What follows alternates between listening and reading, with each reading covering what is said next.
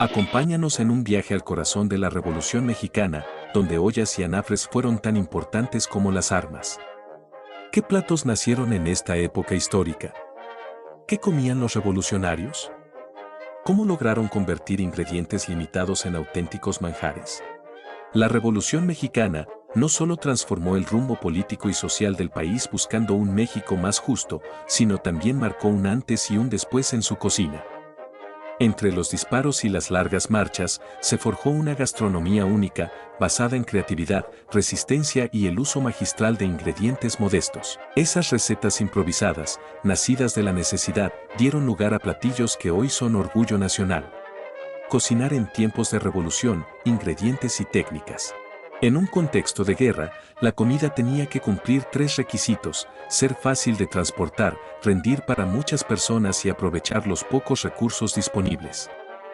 Las tortillas eran la base de todo, un alimento versátil que podía comerse solo, relleno o como acompañamiento. Además de las tortillas, otros ingredientes básicos eran los frijoles, las legumbres como habas y lentejas, y los quelites, que incluían verdolagas y flor de calabaza. Estos últimos se recolectaban en los campos durante las largas marchas, demostrando que la cocina mexicana siempre ha sabido adaptarse a lo que ofrece la tierra. Era común que los alimentos se cocinaran directamente en ollas de barro o sobre el fuego abierto, lo que añadía un toque ahumado característico a los platillos. Las Adelitas, guerreras de la cocina y la revolución. En el fragor de la Revolución Mexicana, las Adelitas no solo empuñaron armas y cuidaron a los heridos, sino que se convirtieron en las chefs improvisadas que sostuvieron a los ejércitos. Con ingredientes escasos como tortillas, chiles secos, frijoles y quelites recolectados al paso, estas mujeres transformaron la adversidad en platillos nutritivos y llenos de sabor. Ellas cargaban anafres, ollas y piedras que servían como metates y molcajetes. En cada parada, encendían fogones para preparar caldos, gorditas y atoles que devolvían la energía a los combatientes. Los atoles, como el de ciruela o elote endulzado con piloncillo, eran un manjar sencillo pero efectivo. Las Adelitas no solo alimentaron cuerpos, sino también el espíritu de lucha. Su creatividad y esfuerzo trascendieron el conflicto, dejando un legado que aún define la gastronomía mexicana. Cada platillo que hoy disfrutamos es un recordatorio de su valentía y amor por México. Los platillos que surgieron en la Revolución.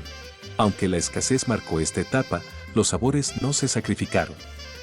De hecho, muchas recetas que hoy forman parte de la identidad culinaria mexicana tienen su origen en este periodo. Burritos, el rey del norte. Uno de los platillos más emblemáticos que surgió en la Revolución es el burrito. Según la leyenda, un vendedor del norte de México, en su afán de alimentar a los soldados, comenzó a rellenar tortillas de harina con carne, frijoles y arroz.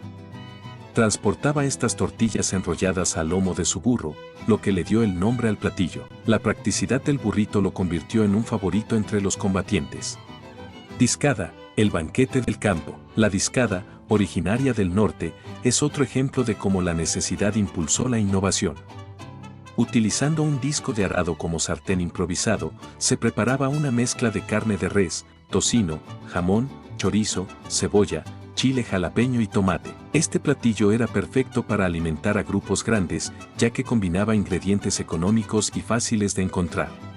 Tortas y tacos, la comida de los viajeros. Los tacos y las tortas, dos pilares de la comida mexicana, también cobraron relevancia en esta época. Los combatientes solían guardar las sobras de los guisos en tortillas o pan, que envolvían en mantas para mantenerlos calientes durante el día. Así, la comida podía transportarse fácilmente y consumirse en cualquier momento. Caldos y atoles, calidez y nutrición. En los días más fríos o después de una batalla, no había nada como un buen caldo o un atole para recuperar fuerzas.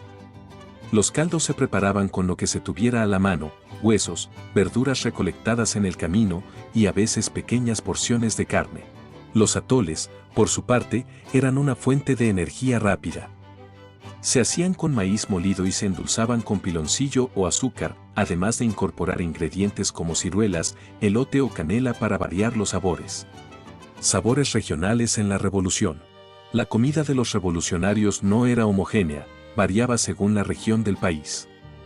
En el norte, predominaban el trigo, la carne seca y los mariscos, mientras que en el centro y sur, los ingredientes eran más diversos.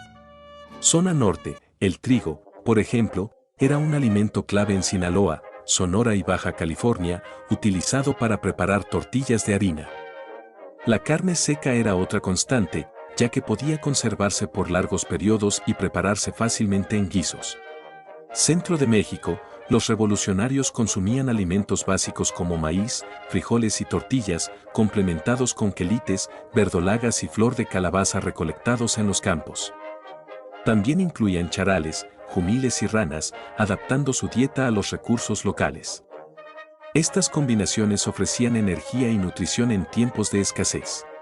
Sur del país, en Oaxaca y Chiapas, los insectos como chapulines y chicatanas eran tostados con sal y limón y ofrecían una valiosa fuente de proteínas.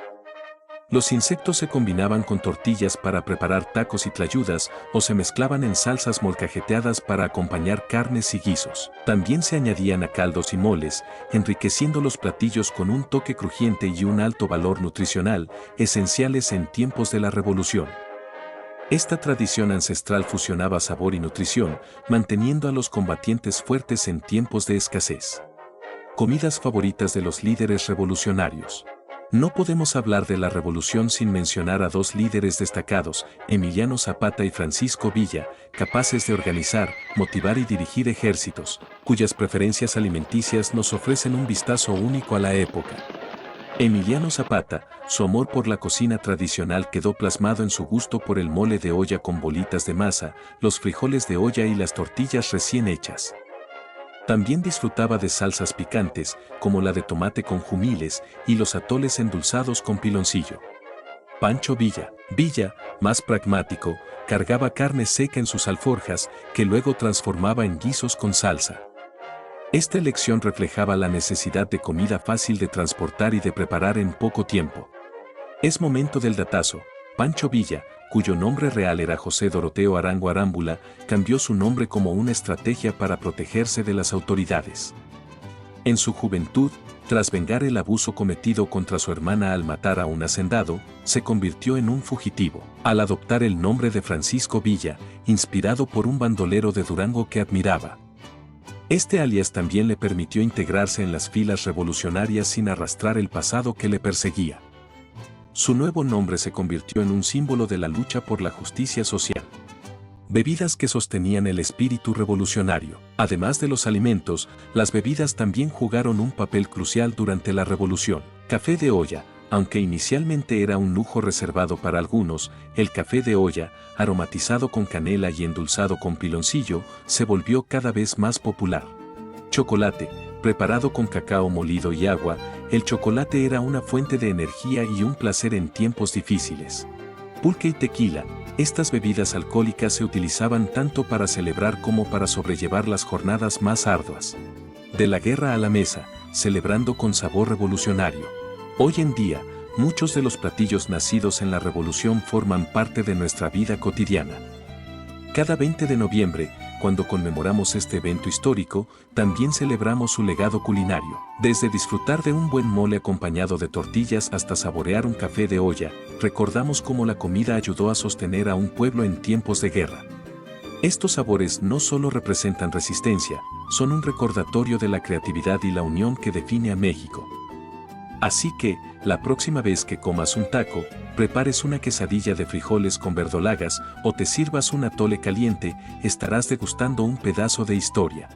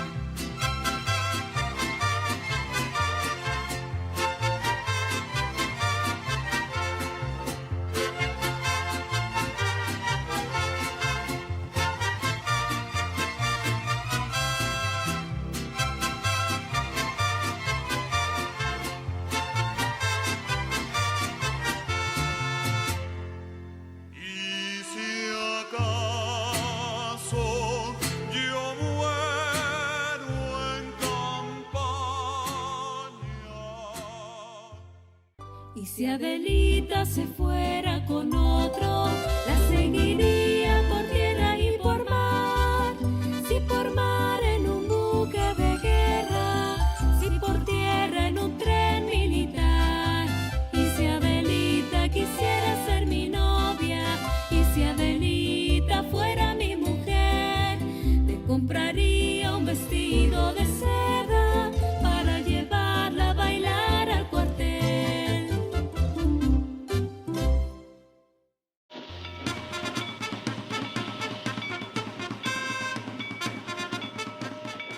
Te dejaré un video que sé que te va a gustar, si no lo has visto te va a sorprender, y si ya lo hiciste puedes volver a disfrutarlo, es la historia del santo, el enmascarado de plata.